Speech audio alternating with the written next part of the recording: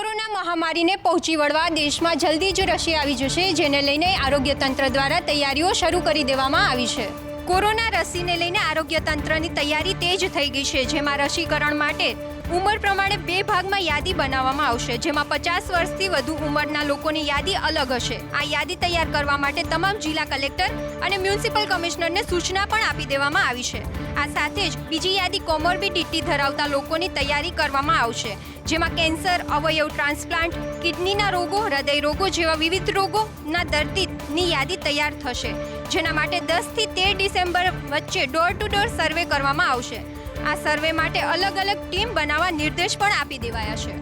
Corona કાળને ભૂતકાળ બનાવવાની તૈયારી પૂરજોશમાં ચાલી રહી છે, ત્યારે રસી આપણા સુધી ના પહોંચે ત્યાં સુધી સાવચેતી રાખવી આપણી જવાબદારી છે। વધતા જતા કોરોના સંક્રમણને લઈને અમદાવાદ પોલીસે બેદરકાર લોકો સામે લાલ આંખ કરી છે અને માસ્ક વગર ફરતા લોકો સામે કડક કાર્યવાહી પણ હાથ ધરી છે। દિવાળી બાદ ફરી એકવાર કોરોનાએ માથું ઉચકતા અમદાવાદ પોલીસે કોવિડ નિયમોના પાલનને લઈને કડક કાર્યવાહી હાથ ધરી છે। છેલ્લા 2 અઠવાડિયામાં શહેર પોલીસે માસ્ક ન પહેરનારા 25,999 લોકોને પકડીને 1,000 લેખે દંડ વસૂલ કર્યો છે। તો સાથે અમદાવાદમાં જાહેરનામા ભંગના 3,244 ગુના નોંધીને 3,416 લોકોની અટકાયત પણ કરી છે। શહેર પોલીસ દ્વારા અલગ અલગ વિસ્તારમાં 250થી વધુ પોઈન્ટ બનાવીને સઘન ચેકિંગ કરવામાં આવી છે। તો પોલીસની કડક કાર્યવાહી બાદ પણ હજુ કેટલાક લોકો માસ્ક વગર ફરતા નજરે ચડી રહ્યા છે। હાલમાં માસ્ક જ વેક્સિન છે અને કોરોનાનું સંક્રમણ શહેરમાં વધુ ન ફેલાય તે માટે પોલીસે પણ કડક કાર્યવાહી હાથ ધરી છે। રાજ્યના પાટનગર ગાંધીનગરમાં સરકાર સામે ફરી એકવાર આંદોલને જોર પકડ્યું છે। પ્રાથમિક શાળાના શિક્ષકોએ ગ્રેડ પેને લઈને વિરોધ કરતા અટકાયત કરવામાં આવી છે। ગાંધીનગરમાં પ્રાથમિક શાળાના શિક્ષકો દ્વારા ₹4,200 ગ્રેડ પેની માંગને લઈને વિરોધ કરતા તેમની પોલીસ દ્વારા અટકાયત કરવામાં આવી છે। શિક્ષકો દ્વારા સત્યાગ્રહ છાવણી ખાતે ધરણા કાર્યક્રમનું આયોજન કરવામાં આવ્યું હતું, પરંતુ શિક્ષકો ધરણા યોજે તે પહેલા જ પોલીસે તેમની અટકાયત કરી લીધી હતી। પોલીસનું કહેવું છે કે તેમને સત્યાગ્રહ છાવણી ખાતે ધરણા યોજવાની પરવાનગી નહોતી આપવામાં આવી, તેમ છતાં તેઓએ ધરણાનો કાર્યક્રમ રાખતા તેમની અટકાયત કરવામાં આવી છે। શિક્ષકોનું કહેવું છે કે રાજ્ય સરકારે 3 વાર ખાતરી આપ્યા બાદ પણ હજુ સુધી ઠરાવ કર્યો નથી, જેને લઈને તેઓએ મજબૂર બની વિરોધ કરવાની ફરજ પડી છે। શિક્ષકોની માંગ છે કે રાજ્ય સરકાર દ્વારા નવો ઠરાવ કરી તેઓને તેમનો જૂનો ₹4,200નો ગ્રેડ પે ચૂકવે। શિક્ષકોએ ચીમકી ઉચ્ચારતા કહ્યું છે કે ગ્રેડ પેનો ઉકેલ નહીં આવે તો આગામી દિવસોમાં શિક્ષણ કાર્ય બંધ કરવામાં આવશે। આયુર્વેદિક ડોક્ટરોને સર્જરી કરવાની છૂટ અપાતા CCMI એક્ટ હેઠળ સુધારા કરવાની સાથે ઇન્ડિયન મેડિકલ એસોસિએશન દ્વારા વિરોધ નોંધાવવામાં આવ્યો છે અને આંદોલનની શરૂઆત કરવામાં આવી છે। સરકારે આયુર્વેદિક ડોક્ટરોને સર્જરી કરવાની છૂટ આપી છે, જેમાં 6 મહિનાની ટ્રેનિંગ બાદ 58 જેટલી સર્જરી આયુર્વેદિક ડોક્ટર કરી શકશે, જેના મોટા પાયે વિરોધ થઈ રહ્યો છે।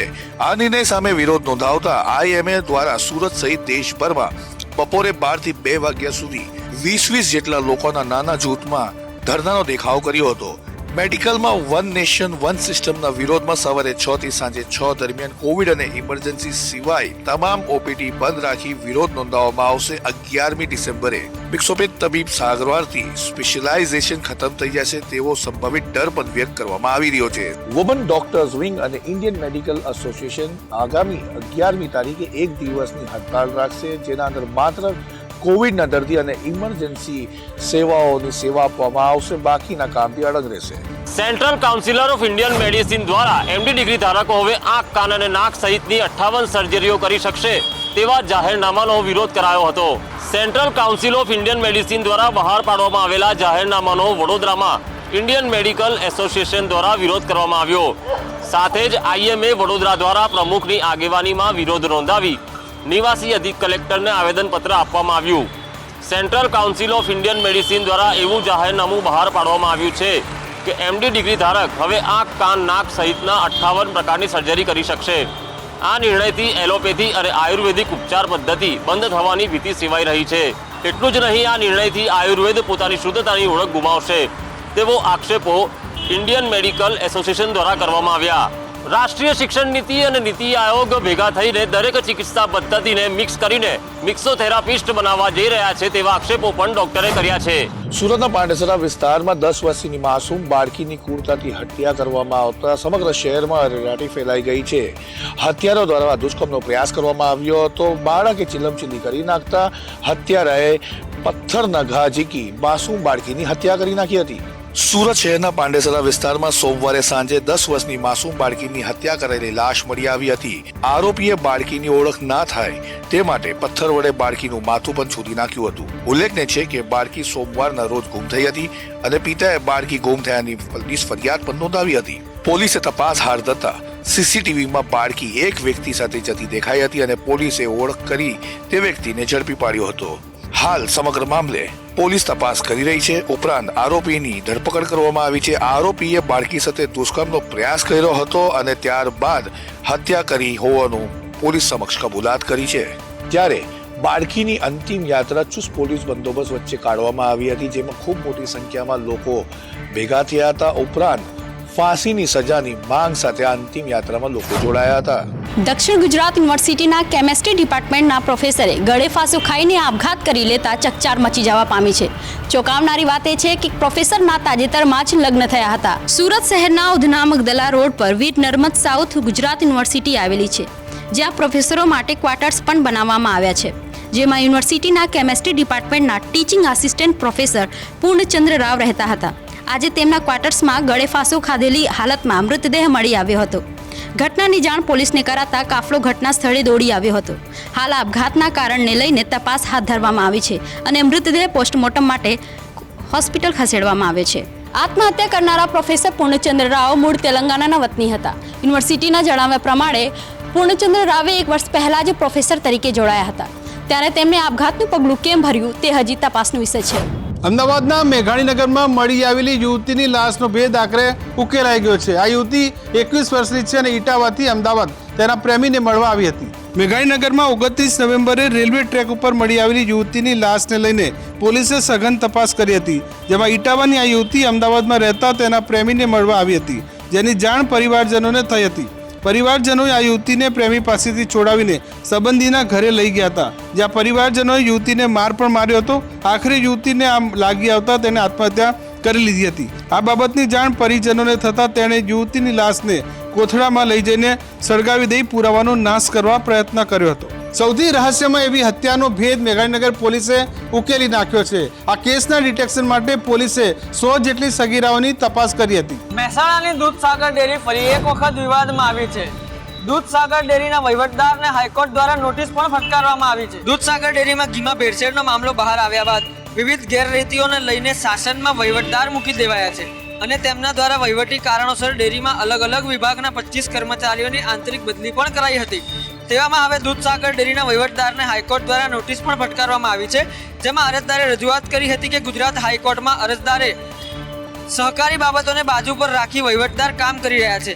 અરજીમાં કહેવાયું હતું કે પાટણની મોમાઈપુરા મંડળીનું દૂધ લેવાનું બંધ કરી દેવામાં આવ્યું છે અને સહકારી ક્ષેત્રે નુકસાનના ઈરાદે વહીવટીદારે આ કામ કર્યું છે.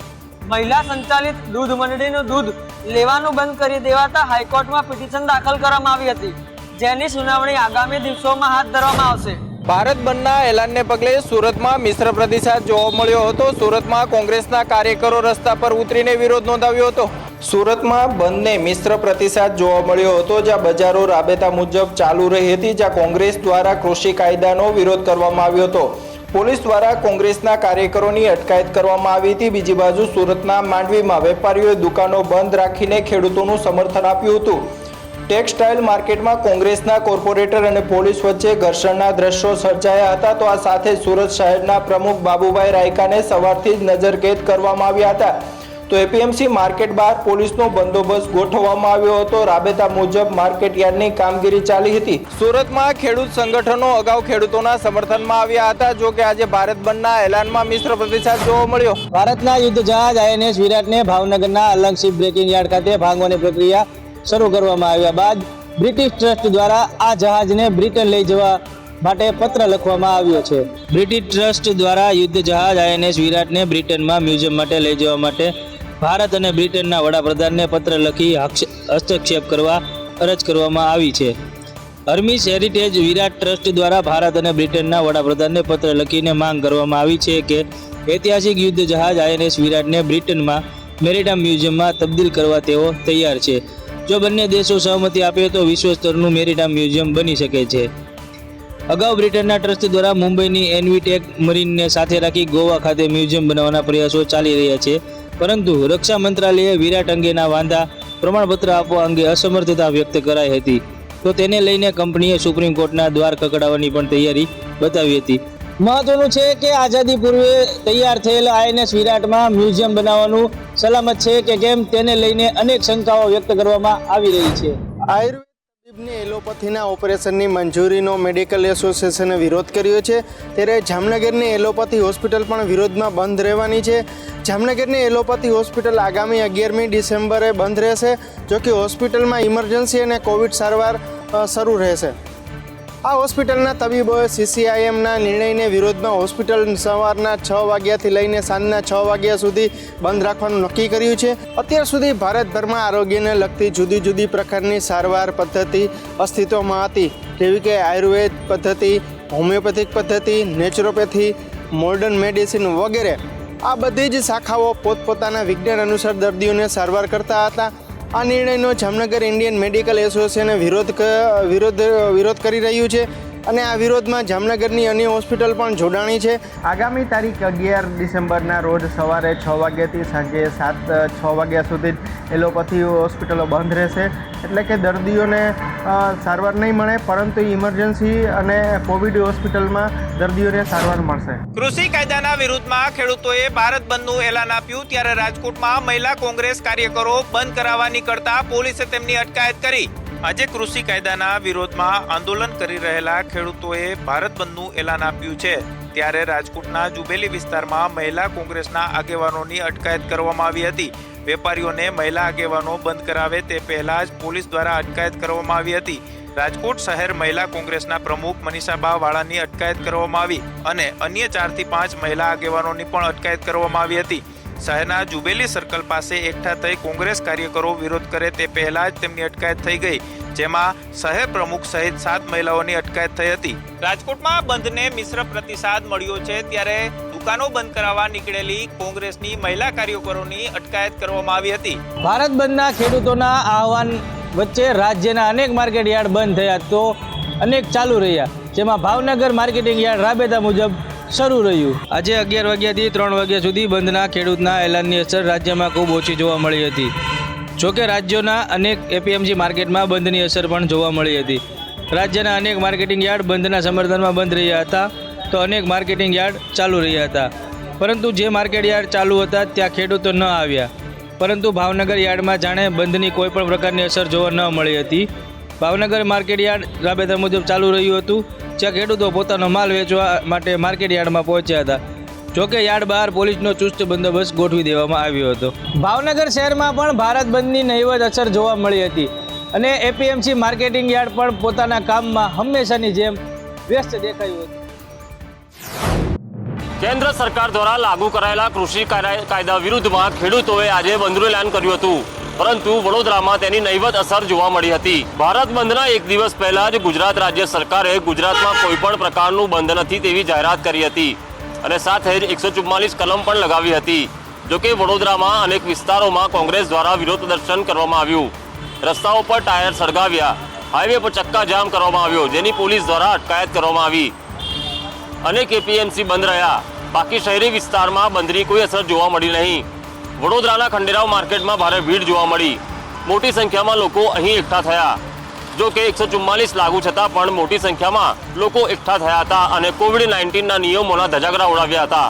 આમ રાજ્યમાં ભારત બંધના એલાનની કોઈ ખાસ અસર જોવા મળી ન હતી, પરંતુ APMC માર્કેટમાં ખેડૂતોની પાકી હાજરી જોવા મળી હતી. દેશમાં બંધના એલાનને કોંગ્રેસે સમર્થન આપ્યું છે, તેવામાં રાજકોટમાં કોંગ્રેસે વિરોધની શરૂઆત કરી. જોકે વિરોધની શરૂઆત થતાની સાથે જ પોલીસે કાર્યકરોની અટકાયત કરી હતી. આજે રાજકોટમાં સવારથી જ બધું ખુલ્લું જોવા મળ્યું. બસ સેવા, રિક્ષા, બજારો બધું જ સવારથી ચાલુ છે. અનેક માર્કેટ સવારથી ખુલ્લી હતી. તેવામાં શહેરના રાજનગર ચોક ખાતે NSUIના કાર્યકર્તાઓએ દુકાનો બંધ કરાવી હતી. આમ લોકોની ખુલ્લી દુકાનો બંધ કરાવી એનએસયુઆઈ ભારત બંધને સમર્થન આપવા માટે મેદાને આવ્યું હતું, તો બીજી તરફ જંકશન વિસ્તારમાં વેપારીઓને બંધ માટે સમર્થન આપવાની અપીલ કરવા જતા પ્રદ્યુમનનગર પોલીસે ગાયત્રીબા વાઘેલાની અટકાયત કરી હતી. તો ભારત બંધના એલાન મામલે વિરોધ કરવા આવેલા કોંગ્રેસી કાર્યકરોની પોલીસે અટકાયત કરી, જેમાં ગોંડલના સરદાર ચોકમાં એકઠા થયેલા 10 જેટલા કાર્યકરોની પોલીસે અટકાયત કરી હતી. રાજકોટના સામાકાંઠા વિસ્તારમાં કોંગ્રેસના કાર્યકરો ઇમિટેશન માર્કેટ બંધ કરાવવા માટે નીકળ્યા હતા, ત્યારે દુકાનો બંધ કરાવવા બાબતે બોલાચાલી થઈ હતી, જેથી બી ડિવિઝન પોલીસે કોંગ્રેસના કાર્યકરોની અટકાયત કરી હતી. ભારત બંધની અસર સુરતમાં જોવા મળી હતી. અનેક કોંગ્રેસના કાર્યકર્તાઓ રસ્તા પર ઉતરી આવ્યા હતા. તમામની પોલીસ દ્વારા ધરપકડ કરવામાં આવી હતી. ભારત બંધના આહવાનના પગલે સુરતમાં નહિવત પ્રતિસાદ જોવા મળ્યો હતો. સુરતમાં કોંગ્રેસના કાર્યકર્તાઓ દ્વારા ભારે દેખાવો કરવામાં આવ્યો હતો. મોટી સંખ્યામાં કોંગ્રેસના કાર્યકર્તાઓની અટકાયત પણ કરવામાં આવી છે. તો સાથે જ સુરત શહેર કોંગ્રેસના પ્રમુખ બાબુ રાયકાને નજરકેદ કરવામાં આવ્યા હતા. તો પાલિકાના વિરોધ પક્ષના નેતા પપ્પન તોગડિયાની અટકાયત કરવામાં આવી હતી. તો બીજી તરફ કોંગ્રેસના કોર્પોરેટર અસલમ સાયકલવાલાની સલાબતપુરા પોલીસે અટકાયત કરી હતી. કોંગ્રેસના કોર્પોરેટર દિનેશ કાછડિયા અને કોર્પોરેટર મમતા સવાનીની પણ પોલીસ દ્વારા અટકાયત કરવામાં આવી હતી.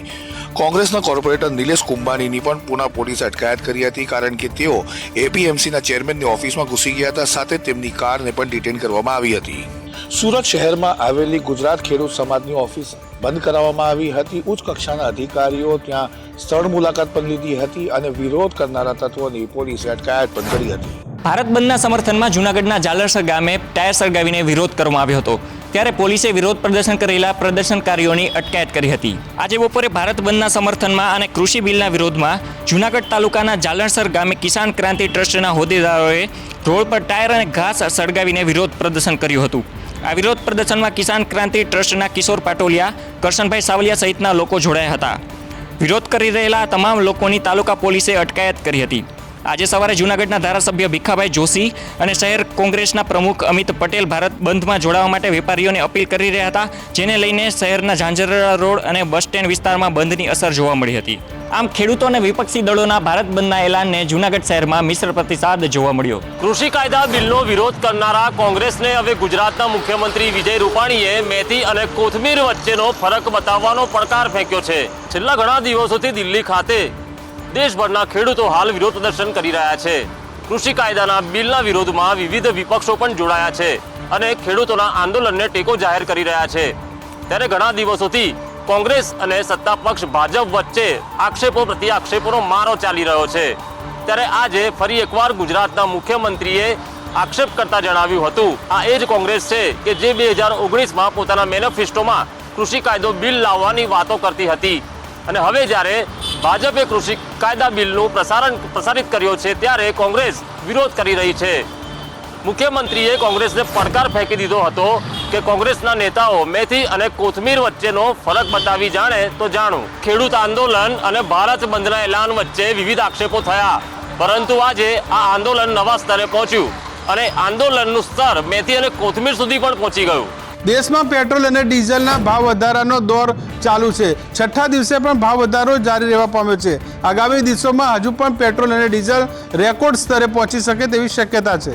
દેશની રાજધાની દિલ્હીમાં પેટ્રોલના ભાવ 83.71 રૂપિયા પ્રતિ લીટર થઈ ગયા છે. જોકે તે પહેલા રેકોર્ડ સ્તર 84 રૂપિયા પ્રતિ લીટરના નજીક છે. આગામી સમયમાં જો વધુ 30 પૈસા પેટ્રોલના ભાવ વધી જશે તો કેટલાક રેકોર્ડ 84 રૂપિયા પ્રતિ લીટરનો તૂટી જશે. ગુજરાતની વાત કરીએ તો છેલ્લા 14 દિવસમાં પેટ્રોલનો ભાવ લીટર દીઠ રૂપિયા 3.60 વધી રૂપિયા 81.16 અને ડીઝલનો ભાવ લીટર દીઠ રૂપિયા 2.71 વધીને 79.60 થયો છે. આ મહિનો સતત 6 દિવસના વધારા દેશની રાજધાની દિલ્હીમાં પેટ્રોલ 1.77 રૂપિયા પ્રતિ લીટર મોંઘું થઈ ગયું છે, જ્યારે ડીઝલના ભાવમાં ₹1.45 પ્રતિ લીટરનો વધારો થઈ ગયો છે. દેશમાં પેટ્રોલ અને ડીઝલના ભાવ સવારે 6 વાગે નક્કી થાય છે. પેટ્રોલ અને ડીઝલમાં એક્સાઇઝ ડ્યુટી અને કમિશન ઉમેરતા તેના ભાવ છે તે બમણા થઈ જાય છે.